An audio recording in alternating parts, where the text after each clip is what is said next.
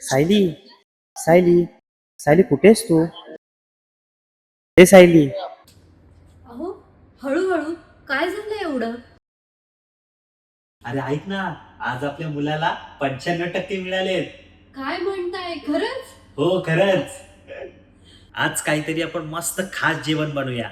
म्हणून आज आपल्या बाळाला जे जे आवडतं ते सगळं बनवूया. त्याच्यासाठी वरण भात, भाजी आणि पनीरची भाजी, श्रीखंड, पुरी आणि स्पेशल त्याचं पुरणपोळी.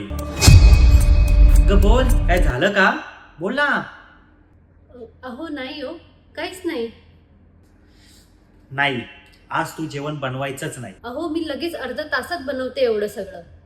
आज आपण सगळे मिळून हॉटेलला जाऊया. अहो पण का? मी बनवणार. अगं ऐक तर. अहो पण आता थोडी काटकसर करायला हवी आपल्या पोराच्या ऍडमिशनसाठी. तुला एक गोष्ट सांगू का? हो बोला ना.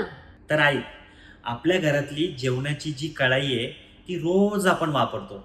तिच्यात आपण छान छान रोज जेवण बनवतो. पण खरं सांगू, आपण कधी तिच्याकडे लक्षच दिलं नाही. फक्त आपण सगळ्यांनी एवढंच बघितलं, आज जेवण किती छान झालं, भाजी किती मस्त झाली, पण साला कधीच कोणी विचार केला नाही ती कढई किती तापली, किती झिजली, तिच्या तळाला किती चटके बसले असतील.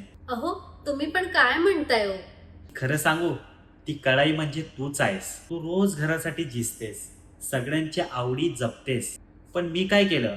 फक्त म्हणालो, जेवण छान केलं.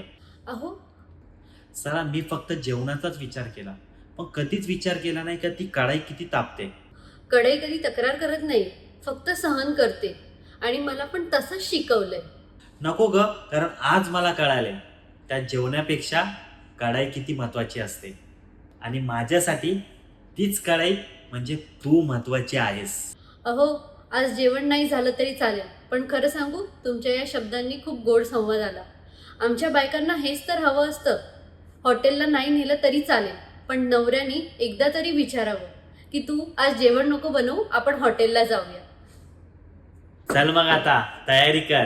फक्त कमी वेळातच तयारी कर, नाहीतर बच्चू आणि मीच जाईल जेवणाला.